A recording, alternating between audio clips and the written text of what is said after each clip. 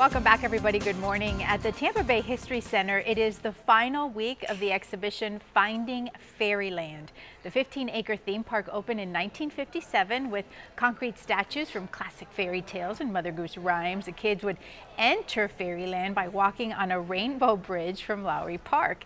It was the place to go growing up for many Tampa natives. The theme park admission was free. It closed about 21 years ago.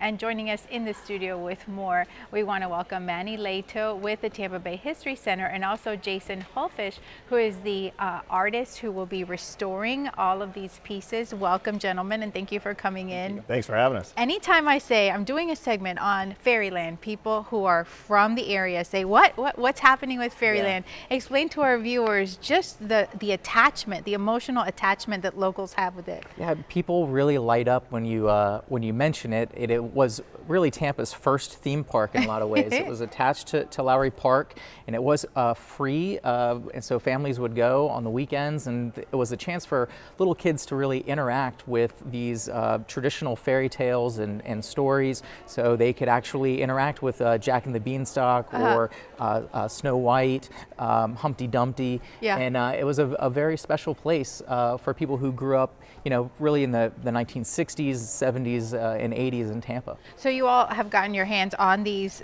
pieces before they're all restored.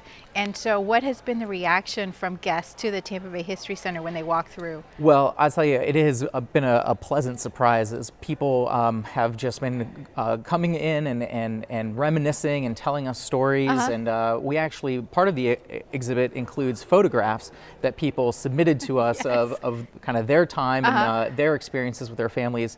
And so we've put some of those up on the walls too. So it's really been fun to see people reminisce and remember this kind of forgotten piece of Tampa history. My favorite one is the one that's our cover photo on Positively Tampa Bay's Facebook page of this little boy mimicking the big bad wolf. You know, it's so fun. Jason, you've been able to restore some of them, but now after the exhibition closes, you start working on the others. Which one are you really excited to get your hands on next? The next one is Humpty Dumpty. Really excited about him because I know Richard has something awesome in store for him. I'm not going to let the cat out of the bag.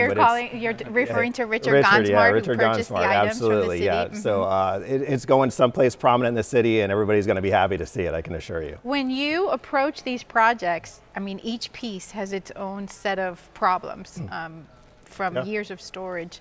How difficult is it? They're varying levels of difficulty, right? So sometimes they just need minor repair, paint, sanding, and prep. Others, they need a total face reconstruction. So, we're touching on all those avenues, but the key thing for us when we're restoring them is to keep the integrity of the piece. We don't want to make it look so different that we created something, different than what people remember. So of the pieces that you've worked on so far, which was the biggest surprise? The biggest surprise is difficulty, or probably the most difficult one was the pig. The pigs, they're a little different in the sculpting, so they were tough to put back together. But the two that are coming up, the Beanstalk for Jack and the Beanstalk and Humpty, those needed a total remake. Ooh. So they're going to be tricky. That's what I call a really good tease. Thanks for coming in, gentlemen. Thank you. And join us on Facebook. We'll have more of these great pictures. And remember, you have until Sunday, May 21st, to see these items on display at Tampa Bay History Center. Thanks for watching, everybody.